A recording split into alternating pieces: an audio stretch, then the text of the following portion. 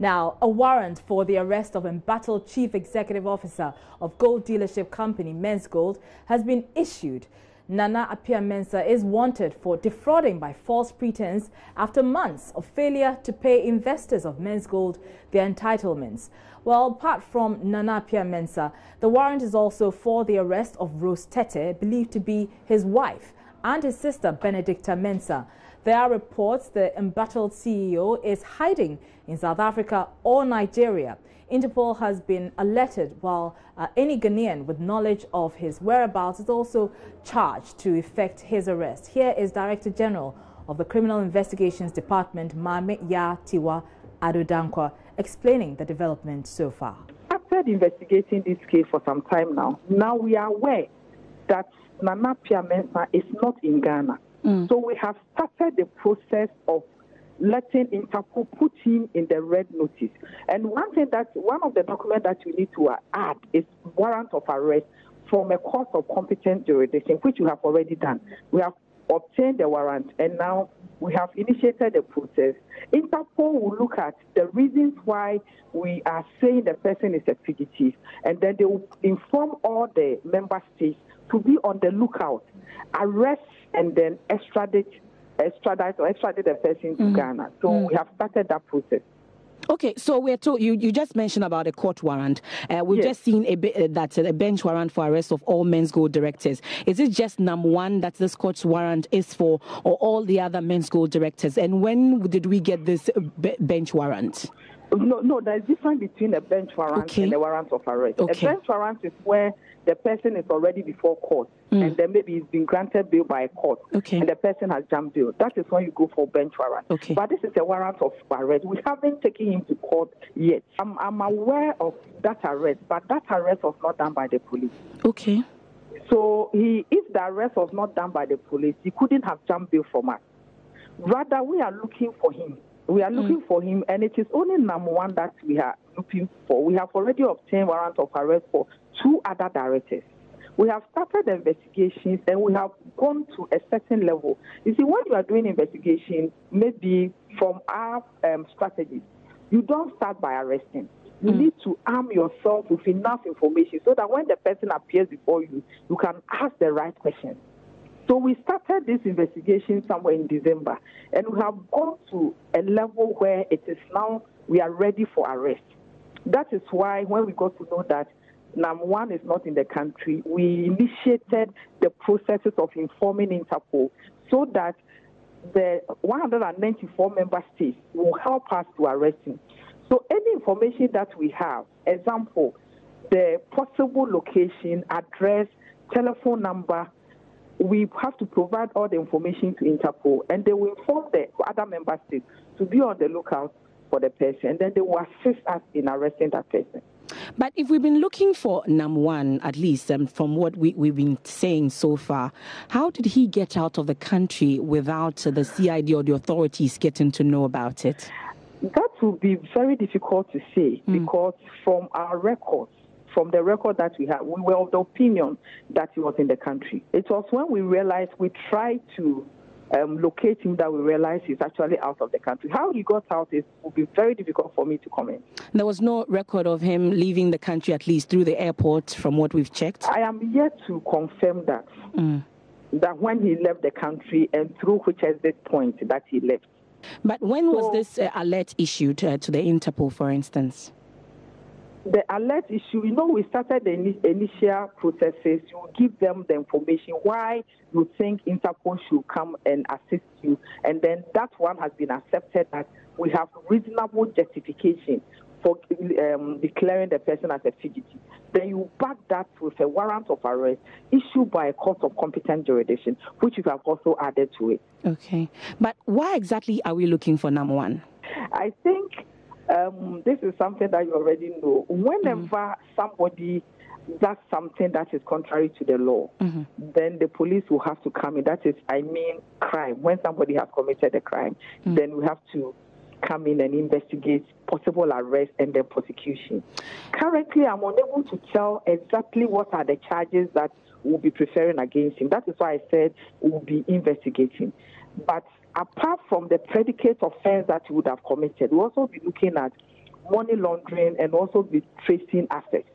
So these are some of the things that we'll be looking. So there are possible offenses which I cannot mention that this is the one that we are looking at. But as and when we finish our investigation, we'll be able to come out with the exact offenses that he has committed. I'm 100% sure that we'll be able to do that, especially when you get the Interpol involved. So within the whole world, there's nowhere that he can run to. No, once you get Interpol involved, there's nothing like influencing anybody, because the processes there are such that once he's located, definitely you'll be brought back. How is it need to extradite? He himself will have to come back. Because when you go through that process, he might not even like to go through that. And once he gets to know that he's been declared a wanted person, he himself will walk to Ghana and then will continue with the process. So as he stands now, is he a wanted man? Yes. Right, so you heard the Tiwa Adodankwa. She is the CID boss. She says Nana Appiah-Mensah is on the run. He's been declared a fugitive. Now, my colleague Emefa Apewu of our security desk joins me in the studio with more. Emefa, I know you've been digging into this. You spoke to the police and your sources as well. What additional information do we have about this particular development? We know that money laundering issues have also come up as one of the charges that is likely to be slapped on Nam1 if he's found. We also know that 194 countries have been alerted to help Ghana find Nam1, knowing that the president has also initiated processes and issued these 3 warrants we are told about. I'm sure we know that the 3 warrants, it includes 2 others, and Mamitiwa also confirms that they are 2 directors. So, but it's unclear whether the 2, the wife and the sister, are also directors of Menzgold.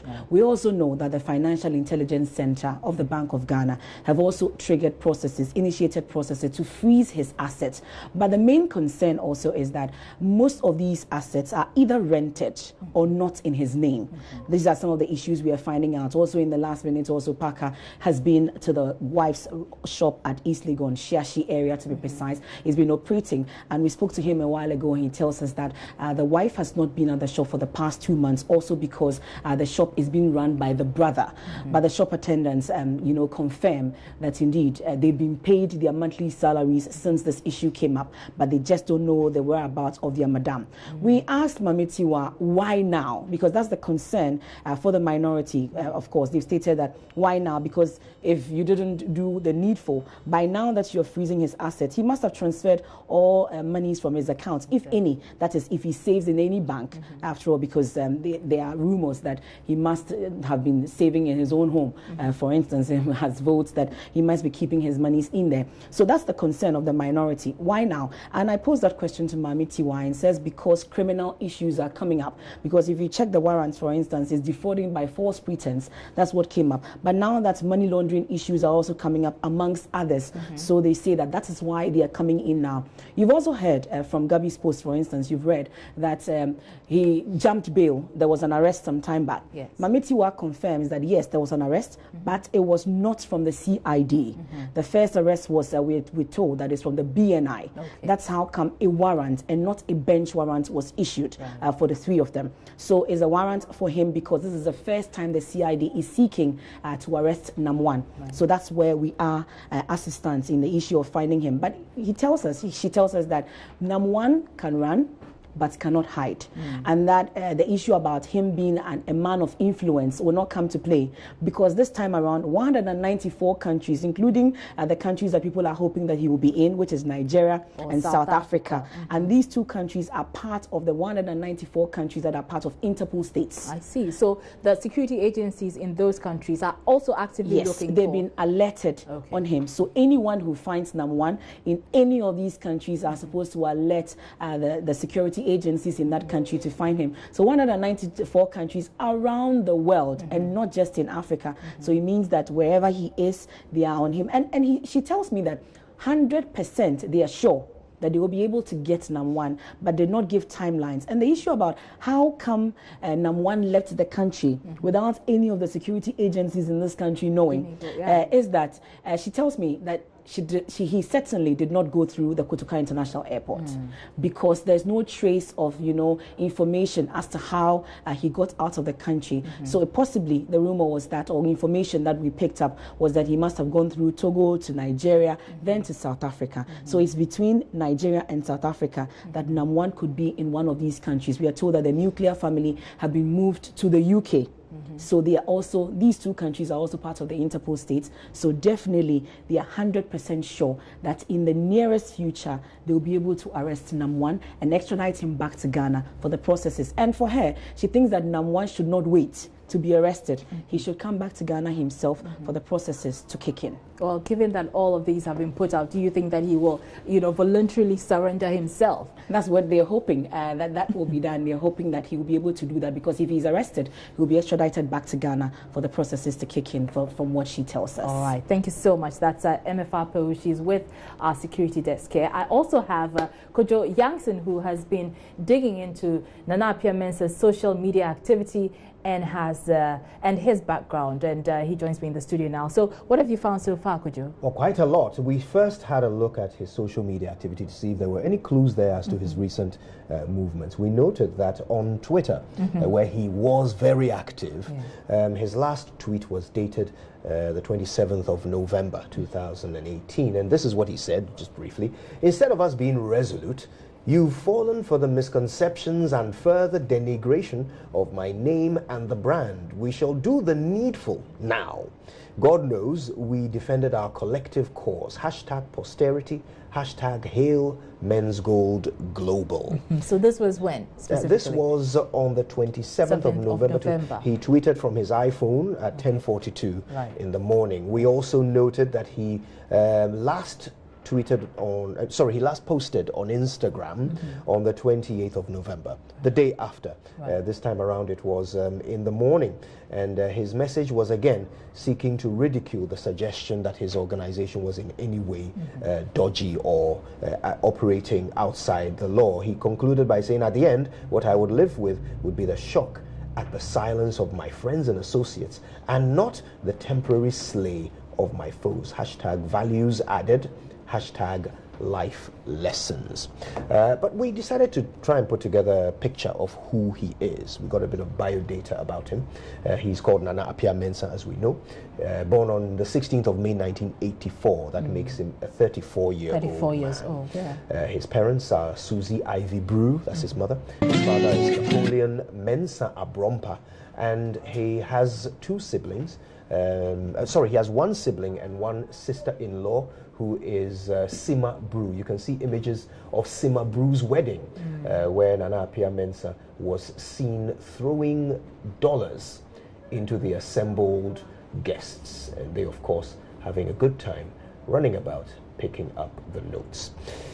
His wife is Mrs. Rose Appiah Mensah, known as Mrs. Rose Tete, according to the warrant that was issued for her arrest. He has one child known as P. Mensah, and he spent the better part of his early life with his mother in Kaswa, where he is still revered whenever he comes back into the community, hailed like a leader. He went to Adisadel College for his secondary school education, and the University of Ghana for his first degree, where he studied economics, business management, finance, mining, and environmental studies. He's won several awards. He was a Judge Business Executive of the Year 2017. That is a story that we actually found on the University of Ghana website, where they were hailing him as a celebrated alumnus. Right. I just wanted to point out to viewers that what you're watching right now is a party that he attended, and clearly he lives a lavish lifestyle. It's a party he threw for his his wife. These are his luxurious luxury cars. I raise your legs to, to be 100. And more. And more. More pretty gorgeous kids like Nana Appiah.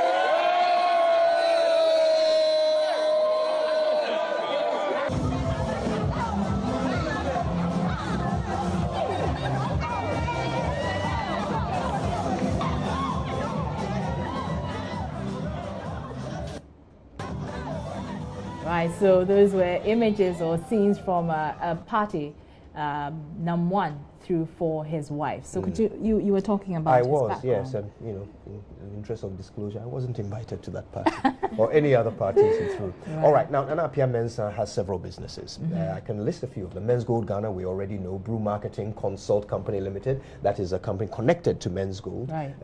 They sell the outsourced products from Menzgold. Menzgold Espana SL, which is in Spain. Now, interestingly, they are listed as being established in September 2017, and their activities include construction, installations and maintenance, wholesale and retail trade, intermediaries of the trade of diverse products, so they don't limit the products they trade in, and then they engage in real estate activities. Now, according to zionfelix.net, their annual turnover in Spain was less than 2 million euros. Now he also owns Xylophone Media Company Limited, which has several brands under its umbrella, including Xylophone FM, Xylophone Music, Xylophone Movies, Xylophone TV, Xylophone Marketing, and a copyright office. He also owns TIA Holdings in the United States, Brew Energy Company Limited, Brew Realty Company Limited, Cheetah Security Company Limited, and Narosa Hotel. He also owns Division 1 club Star Madrid FC. And of course, in the month of May 2018, he sealed a deal for $10 million to sponsor the Ghana Football League, Premier League, for 5 years. This is the deal that he, Nana Appiah Mensah, signed with Kwesi Nyantichi. And it was for Xylophone Cash to sponsor it. He has a humanitarian organization as well. But we also have some rather interesting, let's call it unconfirmed information. So we saw a fleet of his vehicles. He owns several, including a Bentley, a Rolls-Royce, a G-Wagon, and an uncountable number of V8 Land Cruisers, pickups, and 15-seater buses. Now, and those are some of the vehicles that you're referring to. And this is when he went to see the Otumfo at Menchia. Indeed. Now, currently, his mother and sister are in Ghana. They are said to be doing some asset recovery. This is the information we picked up from our sources today. So that's why we call it unconfirmed, because we are yet to independently verify this information. But apparently, they are involved in some asset recovery exercises with some particular clients of Menzgold, not all of them. They were last sighted at Nima Police Station, where they caused the arrest of one customer over breach of contract. Now, Nana Appiah Mensah himself has moved his nuclear family out of Ghana, according to our source, for fear of their safety. And of course, Mr. Appiah Mensah's wife, Rosalind, and son are supposedly in South Africa, where he is rumored to own some real estate. Now, this is the last bit of information I can add. Information from neighbors close to his head office, which is actually in Jowlu, suggest that in the middle of the night, after the expiration of his rental lease for the property on the 3rd of December, he came there with some police, under police escort, and emptied the contents of the building. Wow. Yes, that is what some neighbors of his at that location are reporting to us. Interesting. And this is major news in Ghana, all across the country, and it's certainly trending on social media, isn't it? It absolutely is. So many people talking about this matter. Menzgold is trending at #1. Nana Appiah Mensah is trending very close behind, and everybody seems to have something to say about the recent developments. All right. Thank you so much, Kojo Yankson and MFAPO, for those details. Let's still continue. There have been suggestions that assets of the CEO of Menzgold should be sold to settle some of the funds locked up. So Joy News' Nancy Emefa-Dwadosi has been to town, making efforts to check on some of the landed properties. Here's her report. It's just been a minute's drive from the Menzgold office here at East Legon, and we are the Xylophone Media head office, which has the online platform, the radio platform, and also the TV platform. From where I stand, you can see that there's a viewing ecstasy, and that is where all the online cinema platform for the movie premieres are being aired. And so if you're interested in movies, that's where you go and watch. The radio station is also in there, the TV station is also in there. So this is what the properties along this side. But we are going deep into the East Legon itself, proper, where he has lots of these properties. So this entire stretch is close to the East Legon police station. This is the first building you see. So the xylophone music brewed in Africa is what is written on this particular building. This is the xylophone music, the first. And then right next to it is another property called the Xylophone Films. We want to assume that this is a cinema sort of. We heard from some of the people living in this area that all these properties you see on your screens are properties owned by Mr. Nana Appiah Mensah. In fact, all of these buildings. And that is not all. There are others on the left side that we are unable to shoot because of how we've positioned ourselves. So we are currently at a different location. In fact, not a different location, but the same neighborhood where we saw the xylophone music, xylophone films. This road is the road leading to the Royal Rita Hotel. All these properties, I'm sure you can see the gold that has been embossed on this particular building, which signals that these buildings belong to Xylophone Media. This is where the customers of Menzgold came to storm the other side. And this building you see is an underground building, we understand. An underground building, it has been dug from, the building and built straight up. This huge building belongs to Nana Appiah Mensah also. So that was Nancy Emefa-Dradosi there. Earlier, some customers of the troubled gold dealership firm told Gifty Ando Appiah on the Pulse that they are hopeful the locked-up funds will be released soon. They've been sharing how they ignored the central bank's warning because Menzgold convinced them to do legitimate business with them. But that steps in and make sure that whatever they say, like they hold him by his words, and make sure that he fulfills whatever he has said to the customers. I believe that there will be a headway. I heard it. And then when Bank of Ghana comes to say this, Menzgold will come and say that. And obviously... So there was uncertainty? No. So anybody with the amount of money you have, you could have just gone for If truly they are not doing something good, they should have stopped them immediately. But you have your money there. The responsibility, the first responsibility is with you to protect your money. When you were hearing the inconsistencies... No, I'm coming. Did you feel like you should I did mine in July, which is last year, July 2018.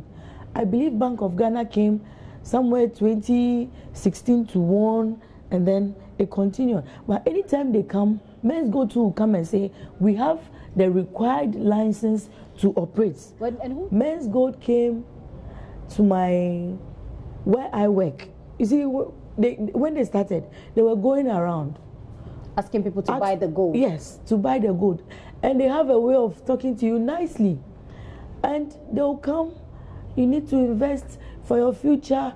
If you have the money, you will spend it.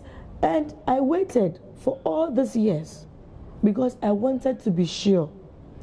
And then upon seeing him with these prominent people, our presidents, the Otumfo, sponsoring the Ghana League, having so many, saying that he wanted to help the youth.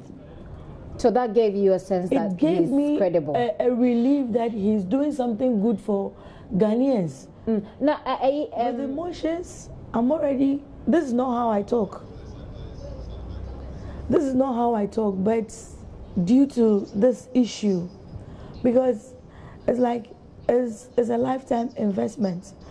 In Ghana, it's hard to get a job, and as young as I am, I've been able to maybe at least work to gather small money, thinking that not wanting to misuse the money and then taking it to maybe Menzgold, and all this thing has happened. I can't sleep. Now, when I'm there, all of a sudden my heart starts to pant. I hardly sleep, I hardly eat well.